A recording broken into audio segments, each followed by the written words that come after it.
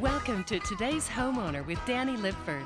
Expert advice on improving your home from the pages of Today's Homeowner magazine and professional remodeler Danny Lipford. Well, obviously, there's a large remodeling project taking place on this house. Now, we're right outside Boston in an area called Dover, and we'll visit with Paul Sullivan of the Sullivan Company, who's handling this renovation. Now, we met Paul last week on the show where he was renovating a very nice three-story Victorian. Well, this house is far more contemporary than that, and it's very unique in that the homeowner is also the architect on this project. He's really taken advantage of this nice hillside lot that he has with the redesign of the house. Now, when you have a hillside lot like this, you're bound to have a few rocks here and there that can really cause you some problems when you're putting in your foundation for some of the additions. We'll talk with Paul Sullivan about some of the challenges he had with the foundation as well as several other things, and we'll talk with the owner/architect on this project. Stay with us here in Boston on Today's Homeowner.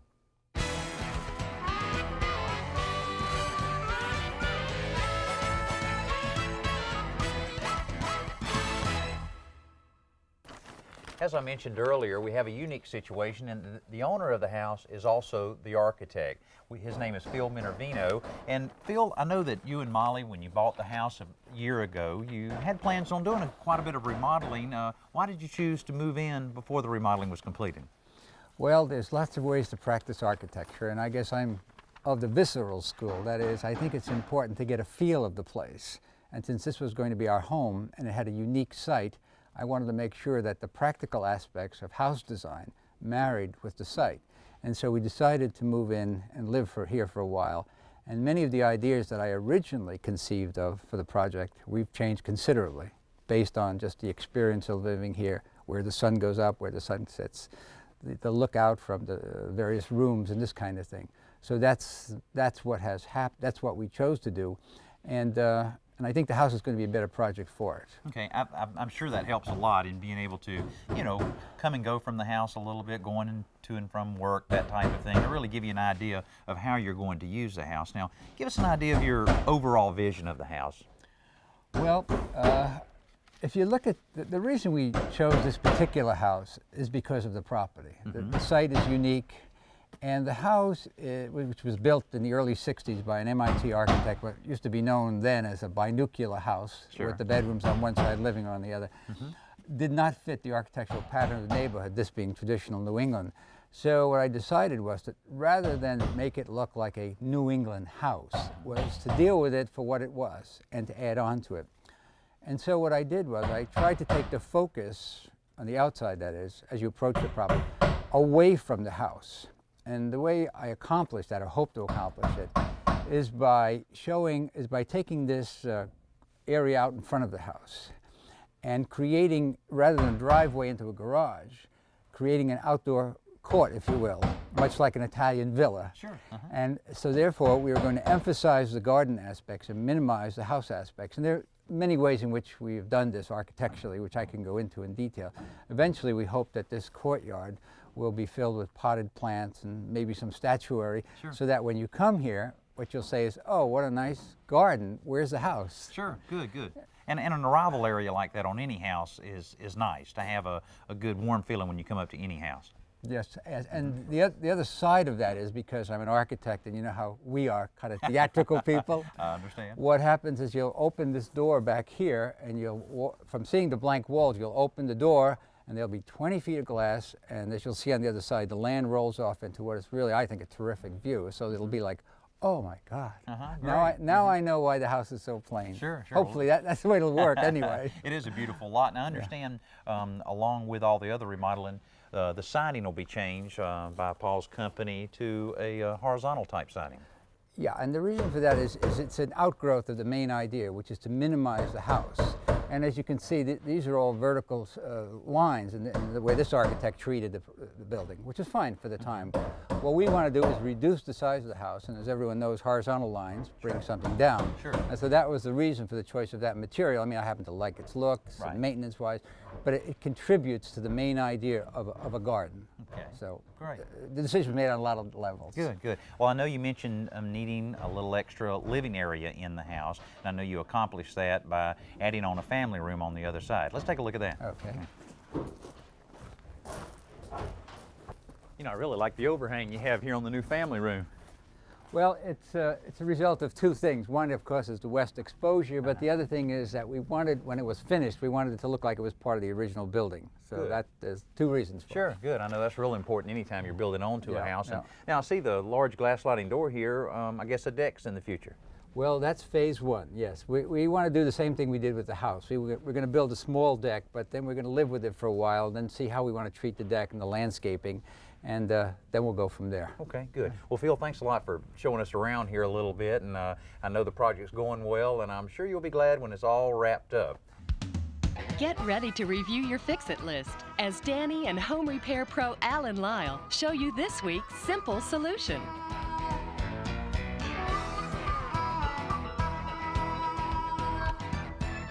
Now, many older houses will have two-prong outlets like Alan is working on here. And it's a little frustrating because most appliances require a three-prong outlet, and you're constantly looking for this little thing, a three-prong to two-prong adapter. Now, even using this will still not provide adequate grounding. Now, one solution is to have the entire house rewired by a master electrician. Rather expensive. Another solution is simply to replace the outlet. Before you do that, though, take a tester and make sure that you've got the electricity turned off to this particular outlet, which we have done that very thing. Now, in replacing the outlets, you can take a regular three-pronged outlet if you have this particular scenario. This is kind of nice. This is called the BX system of wiring. You've got a wire or a metal sheath wire here, regular insulated here, and a metal box. You can take a regular three-pronged outlet, add a wire from the ground right to the box, and that'll solve the problem. However, in other cases, you may want to install what's called a ground fault circuit interrupter, or a GFCI. Now, a GFCI circuit is used very commonly in garages, kitchens, or bathrooms, or anywhere moisture may be around it. But you can also use it inside a house, like here in the bedroom. That's right. It has a built-in circuit breaker which will trip if it detects a leak. Believe it or not, many of your appliances actually leak electricity. Anything over 6 to 8 milliamps, it'll shut off. That's pretty easy to install too with the push-in system they have here. Very easy, just like a regular plug. You have on the back a line and a load. The power supply goes into the line. Any other wires you have that supply other outlets go to the load, and it's also marked very plainly, black and white. Now, this can get a little confusing and, of course, very intimidating to a lot of homeowners, so you may want to consider a master electrician to handle this job. But if you do it yourself, it'll cost you about $8 to $10 per outlet. I can see why the homeowners would want to do this. I'm here with Paul Sullivan of the Sullivan Company.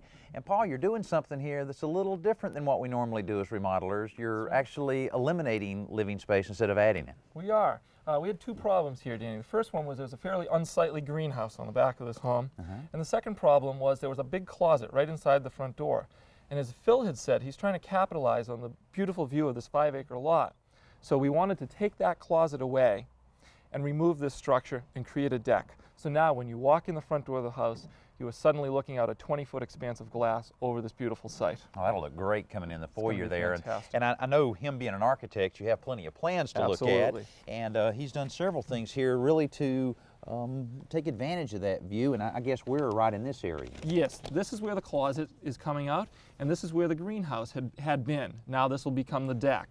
One of the other interesting things we're doing is taking this kitchen out and going to turn that into a third bedroom. Again, capitalizing on the view out over this beautiful lot. Now, to make up for the fact that we've removed space from the home, we're going to add a family room on the west end of the house, which is down here. Now I can see why the owners want to take advantage of this view. It's an outstanding lot, Danny. Matter of fact, most of the homes in this neighborhood are on 5 and 6 acres. Well, It's that's great absolutely to have gorgeous. that much room around the house like that. It's fantastic. Well, I see this is the addition that you had mentioned, which will be the family room. Yes, it will. It's about a 19 by 19 room, which has more than amply taken care of the space we lost by removing that greenhouse on the back of the house. Well, I understand this is where the foundation problems really started showing up. Yeah, sure did. What happened here is we have to go down about 4 feet due to frost here in the Northeast to set our footings and our foundation. And as soon as we started digging, we hit rock ledge right away. Well, now, how were you able to go down the 4 feet then? We couldn't. Oh, okay. we're allowed to pin to the ledge. Okay. Go as deep as you can and pin to it. You know, drive in steel rods into it and then pour your foundation over it. But in this case, the actual ledge in some places was higher than the floor of the addition.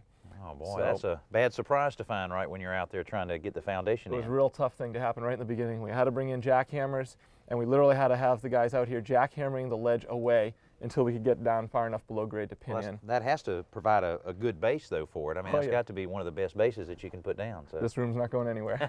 Great. Yeah, plenty of windows here, again, for the view, and Yes. this looks great. Now, I understand from the homeowner that they're putting a horizontal siding on this. They are. Again, they're trying to scale down the house, just make it a little bit more part of the scenery and capitalize on the view and not really accentuate the house itself. Okay, what kind of wood is it that you're using? It's going to be a clear red cedar. I see. Okay, red I cedar. understand you got a shipment of that this morning in the It's out garage. in the garage. You want to take a Good. look? Sure, yeah. Paul, I think the pre-prime siding, like it's a great idea.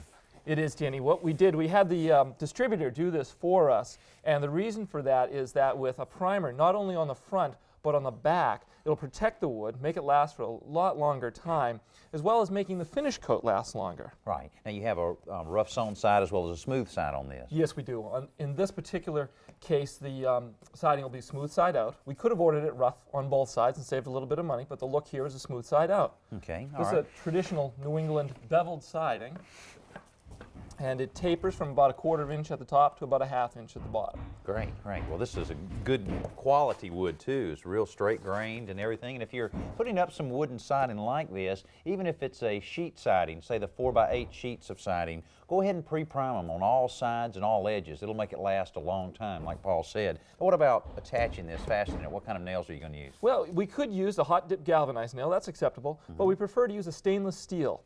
There's some nails here, some stainless steel nails. Now they're ring shanked. They're really going to hold that wood in there.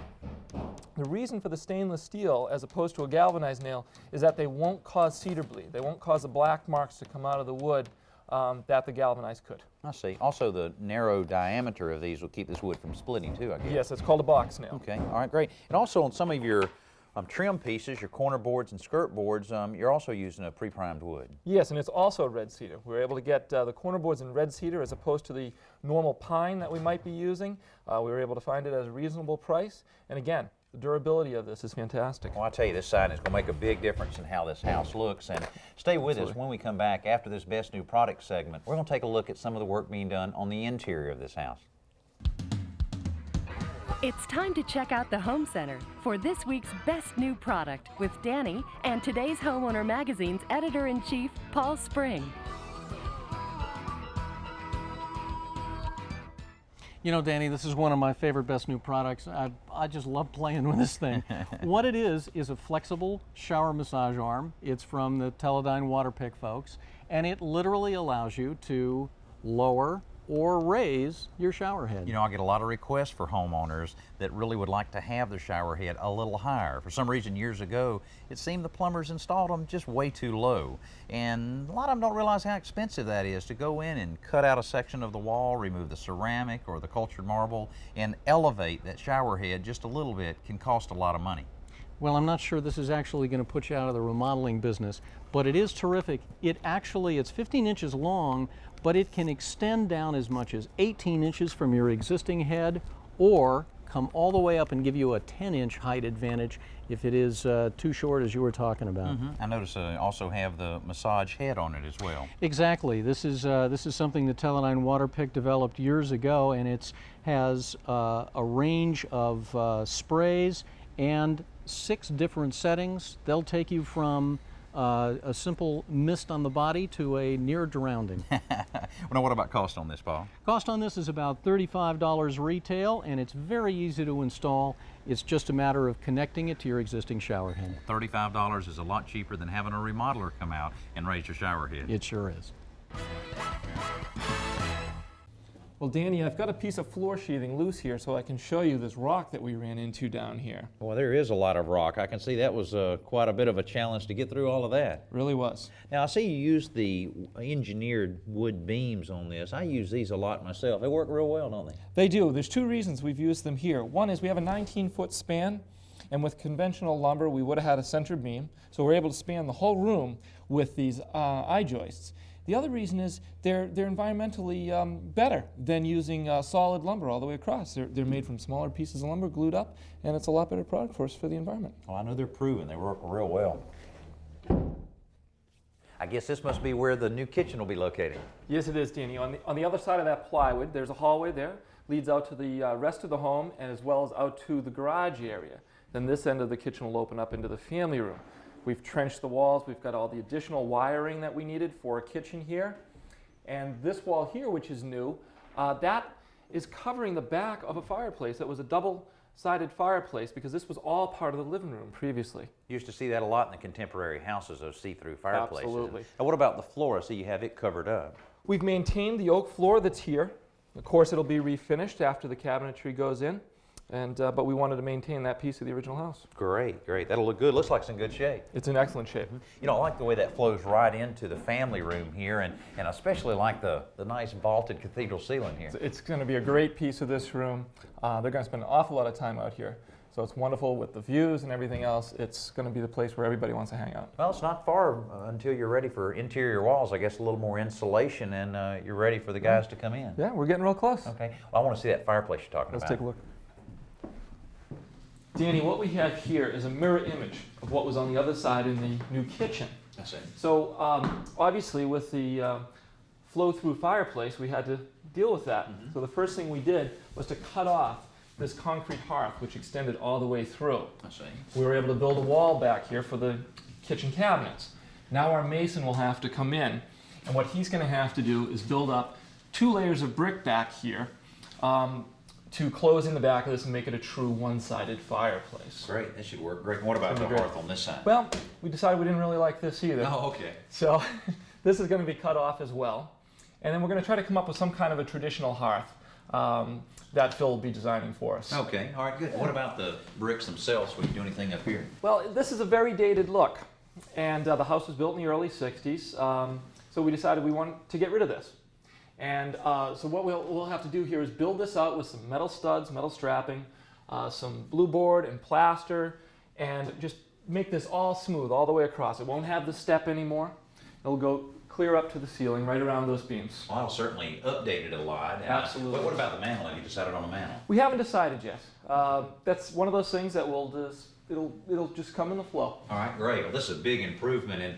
And Paul, thanks a lot for showing us around your project here, and especially being a good host while we're here in Boston. We're glad to have you. Stay with us. We'll be right back.